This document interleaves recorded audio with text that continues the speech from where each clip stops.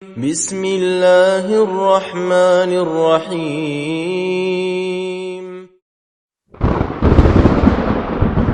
فهل يقال بعد هذه النقول الواضحة الجلية عن شيخ الإسلام محمد بن عبد الوهاب رحمه الله تعالى وأبنائه وأحفاده إنه مقلد? Apakah akan dikatakan juga setelah penukilan daripada Syekhuna Syekh Muhammad bin Hadi, ya, guru kita Syekh Muhammad bin Hadi menjelaskan perkataan Imam Muhammad bin Abdul Wahab dan para turunnya dan anak cucunya. Nukil pada kitab ini. Ada itu. Nukil oleh beliau. Setelah kita baca dan sebagainya, apakah pantas juga kita katakan bahwasanya Imam Muhammad bin Abdul Wahab dikatakan mukallid? Dikatakan sebagai orang ahli taklid? Tidak. Imam Muhammad bin Abdul Wahab adalah orang yang anti dengan taklid. Baik daripada beliau, anak cucu beliau sampai hari ini. Dan sangat tidak pantas dikatakan beliau adalah mukallid. Apa itu? Au annahu jaddada fi janibil aqidah wa lam yujaddid fi janibil fiqh min haitsu da'wati an-nasa ila al-akhd bid dalil.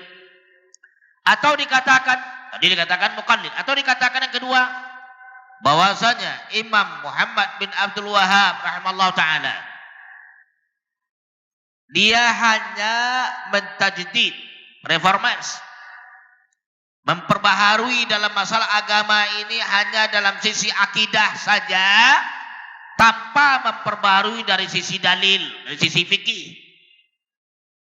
Yang padahal beliau adalah seorang imam dan anak cucunya juga adalah turunannya mengatakan bahwasanya wajib bagi seseorang untuk mengambil dalil daripada Al-Quran dan Sunnah. Kalau Al-Quran dan dalil tersebut dan Sunnah tersebut telah jelas betul-betul dalil yang sahih dan benar daripada Nabi kita Muhammad SAW, walaupun itu menyelisihi mazhabnya, wajib tetap mengambil dalil tadi. Itu dakwah beliau. Dan itu seruan dan ajakan beliau kepada kaum muslimin, kepada para ulama sezaman dengan beliau, dan kepada para ulama yang setelah beliau, dan kepada anak cucu dan turunan beliau. Artinya beliau adalah seorang imam yang sangat-sangat menyarankan untuk mengutamakan dalil daripada Alkitab dan Sunnah ala fahmi salaf daripada pendapat siapapun dia, hatta pendapat imam yang paling dia cintai, tapi dalil. Jadi yang diperbaharui oleh beliau tersebut bukan hanya sisi akidah saja, fikih, tidak, kedua-duanya, akidah, fikih, seluruh lini agama perbaharui oleh beliau. Dan beliaulah yang membuka dan membongkar kedok-kedok, kebobrokan pemikiran-pemikiran taklid, fanatisme yang sudah bercokol ratusan tahun dari para pengikut para mazhab-mazhab yang sebelumnya. Ya, taklid yang sudah bersarang di pemikiran kaum muslimin yang ratusan tahun sebelum beliau sudah bercokok di pemikiran-pemikiran kaum muslimin. Beliaulah di antara ulama yang mengadakan tajdid, pembaharuan dari sisi fikih tersebut. Paham itu? Jadi kalau ada orang mengatakan bahwasanya Imam Muhammad bin Abdul Wahab hanya memperbarui dalam sisi akidah saja, tidak, bantah dengan diri. Paham itu? Bantah dengan nukil-nukilan daripada Imam Muhammad bin Abdul Wahab dan anak cucunya. Subhanallah. Dua-duanya dan bahkan seluruh lini agama. Kalian tahu? Dan kemudian kata beliau selanjutnya, ya, hanya memperbarui dari sisi akidah, sementara fikih tidak. Ini adalah perkataan yang tidak benar. Wal jawab. Lihat. Jawabannya kata Syekhuna Muhammad bin Hadi al-Madkhali, innahu ba'da tila'i ala kalami Syekhul Islam hadzal ladzi naqaltuhu wa ghairihi wa ghairahu mimma huwa mithluhu wa lam anqulu talaban li ikhtisar la yaqulu anhu al-qaulu alladhi sabaqat hikayatu ma'ar-raddi alai illa wahidun min rajulain. Awalan, imma jahilun bi kalami syekh hadha alladhi naqaltuhu wa lam yattali' alaihi. Fahadha yanbaghi an yu'allam wa yuqra' alai kalamul Imam Muhammad as-Sabiq wa ma kana fi ma'nahu mimma alam anqulhu. Kata beliau.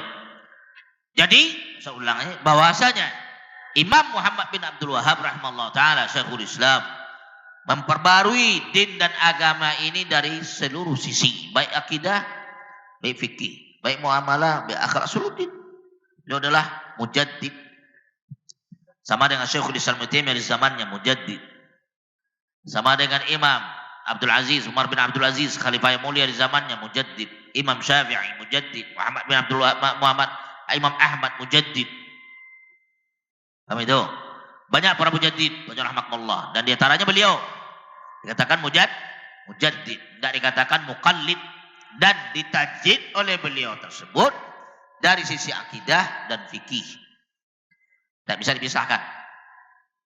Itu beliau adalah orang yang memerangi taklid dan menanamkan untuk mengikuti dalil. Itu tajdid. Kan itu?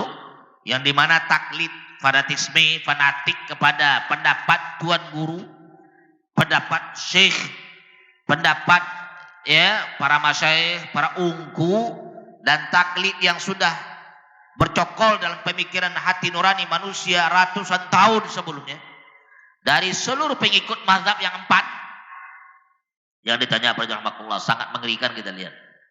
Bahkan berani orang membunuh, dan berani orang menceraikan suaminya dan menceraikan istrinya karena beda mazhab.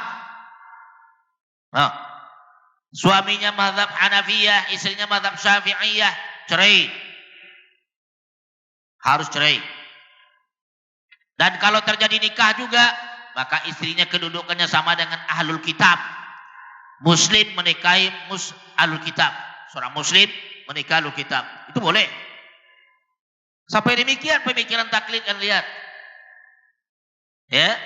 Harus cerai. Nah, ini yang diperangi oleh Imam Muhammad Abdul Wahhab. Dan ini diperangi oleh Syekhul Islam Ibnu Taimiyah sebelumnya dan para ulama salaf sebelumnya. Dari si mana beliau taklid? Oleh karena itu rahmatullah, beliau adalah mujaddid yang hak, reformers dan ma'ruf. Hatta Yahudi dan Nasara tahu. Hatta Yahud dan Nasara tahu. Yahudi itu tahu bahwasanya dakwah Syekhul Islam Muhammad Abdul Wahhab itulah dakwah yang paling benar. Itu tercatat di maktabah perpustakaan Inggris itu. Catat oleh mereka, tahu mereka. Paham gitu? Jadi tidak bisa dalam perkara Syekh Muhammad Abdul Wahhab rahimahullah dikatakan taklid, tidak. Dan orang-orang yang mengatakan taklid dan sebagainya, maka oleh karena itu beliau katakan di sini, bantah oleh Syekh Huda mengatakan, bantahan kata beliau jawaban, sesungguhnya setelah penelaahan terhadap perkataan Syekhul Islam Muhammad bin Abdul Wahhab rahimahullah ta'ala. Paham itu? Yang saya nukil dan selainnya dari apa-apa yang semisalnya, yang belum saya nukil sebagai bentuk peringkasan, maka jangan lagi berkata bahwasanya setelah dilewati pencerita dan pembahasan daripada perkataan Muhammad bin Abdul Wahhab ini Syekhul Islam, ada lagi bantahan. Kalau ada lagi orang bantah, kecuali di antara dua. Kalau masih ada orang membantah tentang Syekh Muhammad Abdul Wahhab, di antara dua saja. Yang pertama, imma dia adalah bodoh, bahlul, hamqa, jahil, dungu berjahmatullah terhadap perkataan Imam Muhammad Abdul Wahhab yang telah saya nukil ini, dan dia tidak menelaah terhadap perkataan tersebut. Nah, kalau orang bodoh dia, pandir dia, bahlul dia berjahmatullah, harus dan sejogjanya diajarkan kepada dia, dibacakan perkataan-perkataan Imam Muhammad bin Abdul Wahhab ini kepada dia, dijelaskan kepada dia, dan apa-apa yang dinukil oleh para ulama. Yang pertama, kalau bodoh diajar, Yang kedua, wa imma kadzab. Yang kedua, imma dia adalah pendusta, dikatakan sahibu hawa, pengekor kepada hawa nafsu. Sahibu hawa, pengekor kepada hawa nafsu. Fahadha Allah hasibuna alaih. Kalau orang sahibu hawa, halu bidah, pengekor kepada hawa nafsunya, halu bidah dia, orang ini cukup Allah yang menghisapnya. Nah, cukup kita tolong bagi daripada Allah Azza wa Jalla, Allah menolong kita. Dan tidak ada jalan keluar padanya, dan kita berlindung kepada Allah Azza wa Jalla. Ya. Kalau orang ahlu bidah, surah rahmatullah sudah ma'asalamah. Kenapa? Sudah tertanam kebencian pada dirinya, seperti orang-orang Naqsyabandiyah, Satariyah, atau orang tarekat-tarekat Asy'ariyah, Maturidiyah, atau Rawafid, Rafidah, Khawarij dan sebagainya, adalah sangat benci kepada beliau. Berarti ahlu bidah. Hal seperti ini nggak perlu kita layani, sudah tinggalan aja. Nggak ada manfaat. Karena dia tidak akan mendengar. Dia tidak akan mendengar perkataan kita dan penjelasan kita. Nggak dengar oleh dia. Tutup telinga dia. Kalau seperti tinggalkan aja. Tapi kalau dia bodoh, tidak tahu, dan kena syubhat, kita terangkan kepada dia baik. Insya Allah semoga Allah berikan taufik hidayah kepada dia. Tapi ahlu bidah sulit.